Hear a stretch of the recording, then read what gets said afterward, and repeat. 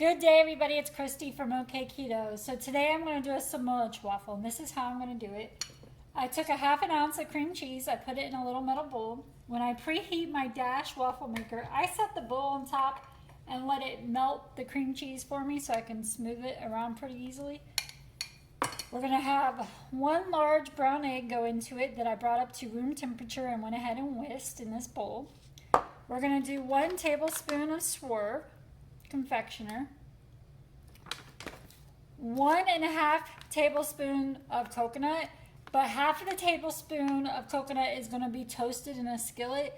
Nothing in the skillet, just the toasted coconut, and 1 tablespoon is going to go into the chaffle.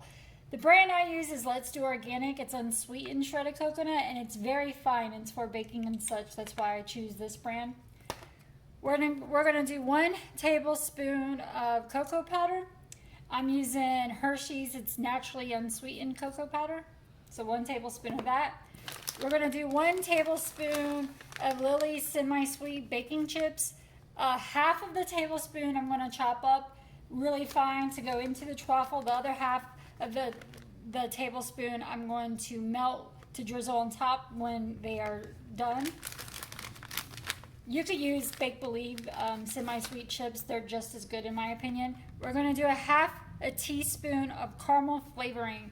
I find this at Walmart. It says no artificial flavors, no artificial colors. The ingredients are naturally derived. It used to say caramel extract, but now they've changed it to caramel flavor.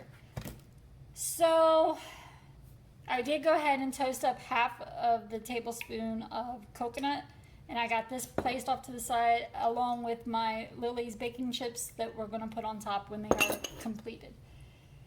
What I do is I take the caramel flavoring and I drizzle it over top of my shredded coconut before, like 5 minutes before I get started, so that it really gets, the flavor gets in there and gets really good incorporated, and the coconut is going to be the carrier for the flavoring. If I put the flavoring directly into my egg mixture without using a carrier, it changes the whole consistency of the waffle that I do not like. So I always have a carrier for my extracts and my flavors.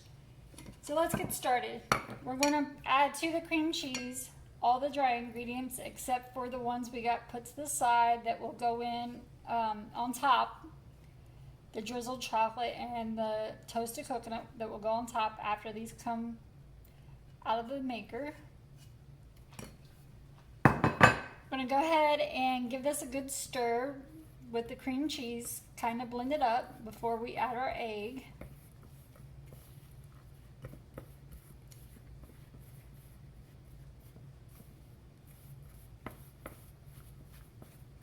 I did not have to spray my Dash. Nothing has been sticking, but you can as a precautionary if you would like. Again, that is plugged in and preheating. Now let's go ahead and add in the egg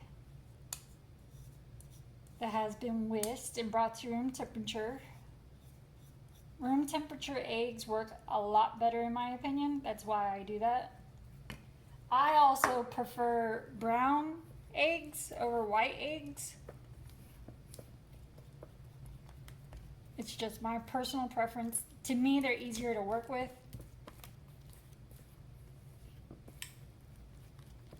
And to me, they also taste better. I just get the cage-free. I mean, it's not the top of the line egg, you know. There's better eggs out there for you. It's just something I prefer.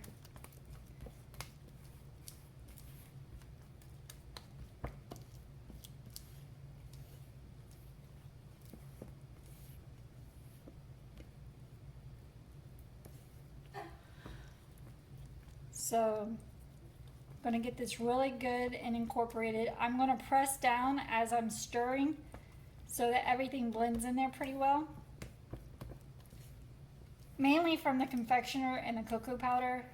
Of course, you're going to have a little bit of lumps from the coconut and the chips that have been chopped.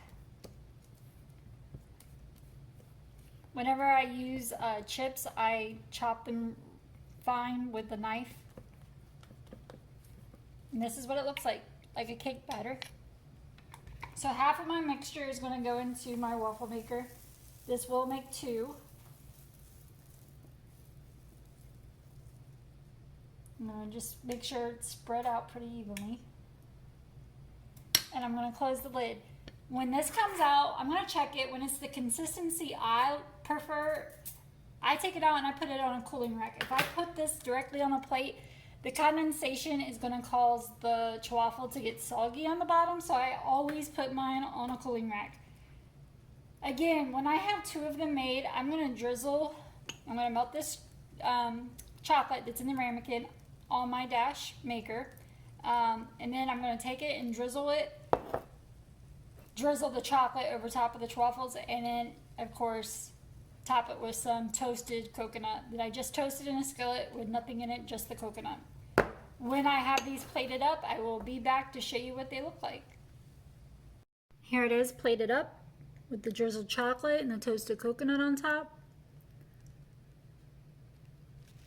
The caramel flavor really comes out in this. Let me go ahead and cut it for you as best as I can one-handed. There's the inside of it.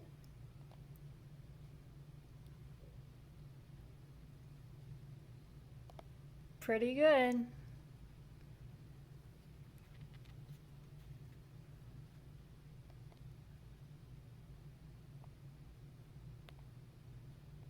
Okay, well, this concludes today's video. Hope you enjoyed it. Hope you try it and like it. If you do, let me know in the comments.